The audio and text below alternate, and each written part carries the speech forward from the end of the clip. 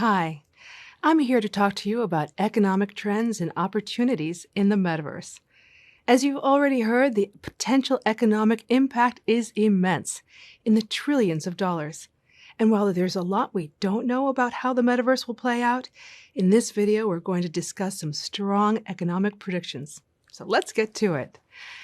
Earlier, we touched on the fact that the economy of the metaverse will be decentralized. That is, no one company or group of people will be in charge of making decisions about commerce in the metaverse.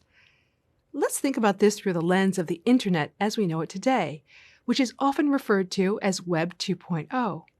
Web 1.0 was the Internet of the 1990s, when we could consume content online. In Web 2.0, social media made us all content creators. There isn't one entity that owns the Internet today, and no one person or group of people who controls it or who can turn it off for everyone. While there are big tech companies through which we do a lot of stuff on Web 2.0, like Google, Amazon, Apple, and Meta, the Internet of today is one giant decentralized communication system. Similarly, there isn't just one financial institution allowing us to buy and sell things online. There are hundreds of online banks and e-commerce platforms available to help us make digital purchases. But at the end of the day, each one of those purchases still relies on a centralized solution. That is to say that no matter which financial institution we use, we are required to rely on it to generate a receipt, validate that a transaction occurred, and confirm our ownership. As we talked about at the beginning of this module, blockchain is the technology that will truly decentralize commerce in the metaverse. When transactions are completed through blockchain, they are transparent, secure, and easily tracked. The two-party verification enabled by blockchain means that if I were to resell an object to you, the transaction record would show you proof that I owned it and that it was a legitimate item. Here's an example of how this works. Joy World offers unique digital art for sale and clearly shows how much each piece is currently worth in Ethereum, a blockchain currency and based on the last transaction, who owns it, an ID number, not a person, and how many times that piece has been traded. To buy art from Joy World, you need an OpenSea digital wallet that you've added money to, fiat currency that has been converted to Ethereum. Coming up later, you'll explore additional tools and technologies that are helping to ensure the metaverse is economically equitable, accessible, and diverse.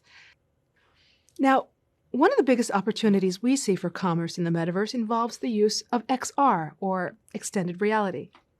As you learned, this includes virtual reality, augmented reality, and mixed reality. In fact, using XR to sell things in the metaverse is a trend that's already happening.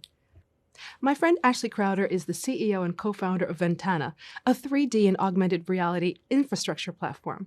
She explains that having 3D versions of products is critical for companies hoping to better engage consumers in the metaverse. She shares that realistic 3D objects can be used on an e-commerce site, on Facebook and Instagram, and can also be dropped into virtual world and sold as digital goods. The other day, I was in the market for a new chair for my living room. I have this nook in the corner where I wanted to put something comfy for when I want to curl up with a good book. I can open up the IKEA Place app on my smartphone and use it to see what different styles would look like in my room. It can even calculate how much space I have and recommend chairs that would fit best. As you can see from my reading corner example, AR shopping is already part of our lives.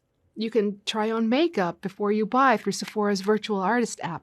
Use Nike Fit to calculate your correct size before buying some new shoes, and pop on a dozen eyeglass frames without leaving your house using the AR feature in the Warby Parker app. Studies have shown that tens of millions of people shop with AR, and when we experience products through augmented reality, the conversion rate, which you'll remember is the rate at which we take a desired action, in this case buying something, was 94% higher. It's clear that when we can see how a product will fit into our personal physical space, we're much more likely to buy it than when we're just looking at images and videos online. Add to that the estimation that about 3/4 of the population, just about every single smartphone user, will frequently use AR by 2025, and you can see the enormous incentive for companies and creators to integrate augmented reality into their business plans. When it comes to virtual reality, retailers are using the technology to create unique experiences. At the flagship brick-and-mortar Tom store in Los Angeles, California, a VR headset allows customers to experience a virtual giving trip, the company's community development program that donates shoes to children around the world. Stop by McDonald's in Sweden to pick up a Happy Meal box that converts to a pair of cardboard VR goggles, and try out an educational skiing game endorsed by the Swedish Alpine ski team. And furniture shopping steps into the future with virtual room designers at some Macy's stores, which is also available for home use through an AR app.